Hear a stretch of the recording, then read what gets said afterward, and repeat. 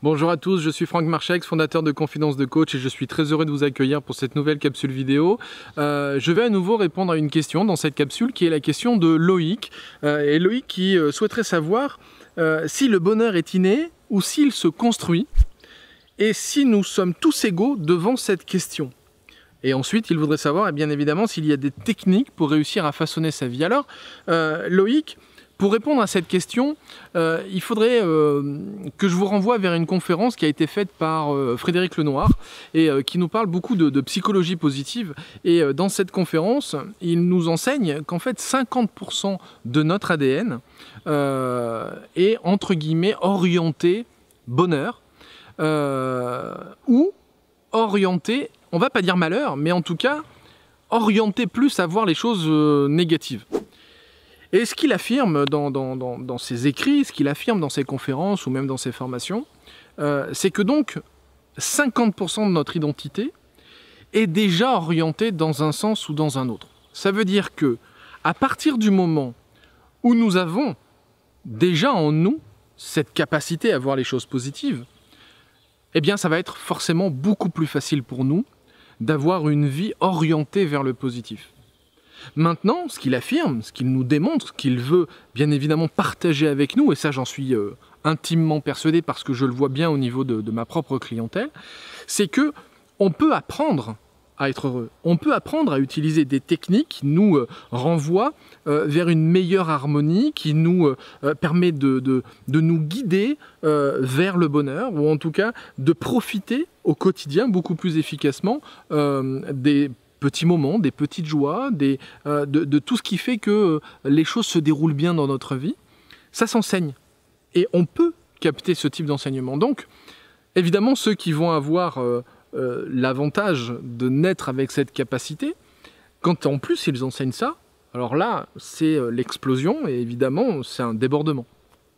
Pour ceux qui partent avec ce désavantage, c'est-à-dire le fait d'être plutôt orienté à voir les difficultés, à voir les problèmes, à s'orienter plus facilement vers les difficultés ou les problèmes, eh bien cet enseignement va leur permettre de se booster bien évidemment beaucoup plus, en tout cas de se booster de manière bien plus efficace vers le bonheur ou vers la satisfaction et l'harmonie, mais ça va leur demander bien évidemment beaucoup plus de travail. Donc pour répondre à la deuxième partie de la question, oui, on n'est pas égaux par rapport à ça.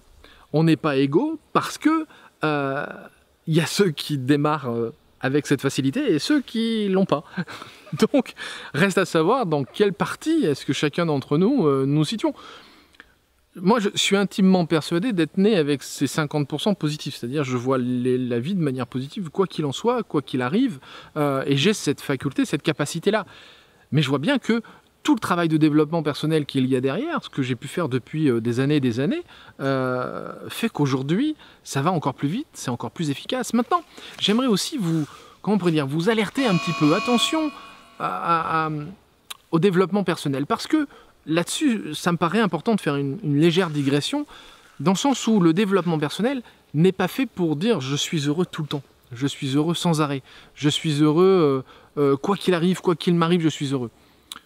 Je crois qu'en fait, on vit selon des formes d'amplitude et que ces amplitudes font qu'on va être très heureux et qu'à des moments, on est aussi très malheureux parce qu'on va vivre des choses qui sont très tristes, qui sont très difficiles, qui sont très dures. On va vivre des deuils, des pertes, on va vivre des abandons, on va vivre des conflits, des confrontations, on va vivre des choses qui font que psychologiquement, émotionnellement, nous allons être bouleversés, nous allons être bousculés et que c'est ça aussi qui va nous permettre de grandir. Donc, le développement personnel n'est pas fait pour échapper à ces amplitudes. Et là, je vous renvoie plutôt à tout ce qui est certaines formes de religion qui vont s'extraire complètement de ces formes d'amplitude et qui vont rechercher une forme de contemplation, c'est-à-dire une forme de linéarité. Bon, pourquoi pas? Moi, c'est pas ce que j'enseigne et c'est pas le chemin de vie que je souhaite pour moi. Et quand quelqu'un vient me voir, ce que je lui propose, ce n'est pas ça. Moi, c'est plutôt le fait de bien vivre avec ces amplitudes. Évidemment, c'est facile de bien vivre quand tout va bien, mais aussi c'est comment je vis bien lorsque je traverse un creux, lorsque quelque chose se produit et me fait mal, me bouleverse, me bouscule. Comment est-ce que je vis bien?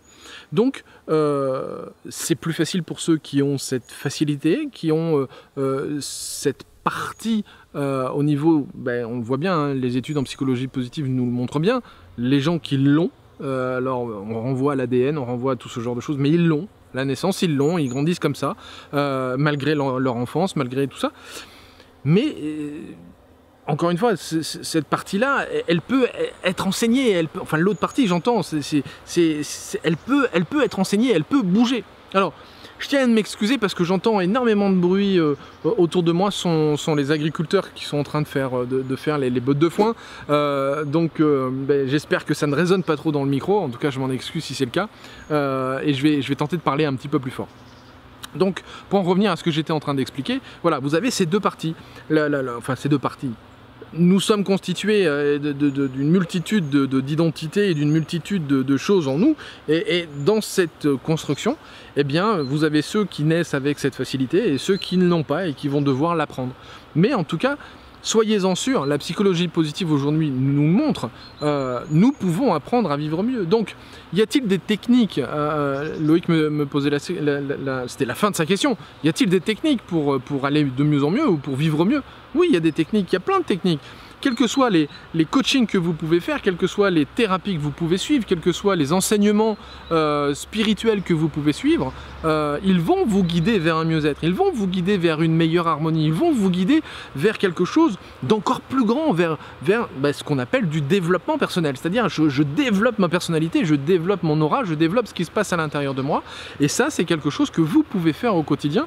Mais pour ça, il y a une chose qui est importante, c'est de trouver votre propre voie. Moi, je pourrais vous parler de l'hypnose, je pourrais vous parler de la méditation, je pourrais vous parler de l'auto-hypnose, je pourrais vous parler de la Gestalt, de l'analyse transactionnelle, je pourrais vous parler des accords Toltec, je pourrais vous parler de multitudes d'outils que j'enseigne, que j'ai appris pour moi-même et que ensuite j'enseigne. Mais il y en a encore plein d'autres. Vous pouvez voir la méditation transcendantale, la méditation bouddhiste, la méditation vipassana. Vous avez plein de formes de méditation.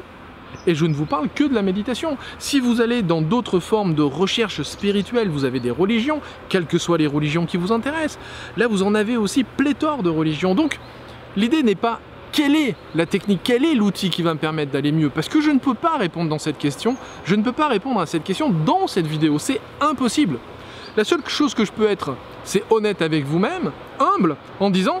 Je sais pas, mais ce dont je suis sûr, c'est qu'il y a une technique qui est faite pour vous. Forcément, il y a une technique qui est faite pour vous, puisqu'il en existe des centaines et des centaines et des centaines. Donc, trouvez la vôtre, faites ce chemin, on va dire physique, mental, spirituel, de vous diriger vers quelque chose qui vous attire, vers quelque chose qui vous fait du bien.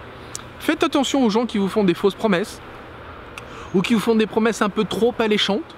Méfiez-vous, hein, on n'a pas forcément besoin d'aller vers l'extrême et les sectes, les gourous et toutes ces choses-là, parce que ça c'est déjà évidemment hyper dangereux. On pourrait dire que c'est plus facilement identifiable, et encore, je crois que quand on est en zone de faiblesse, c'est pas si facile que ça, mais méfiez-vous de ça.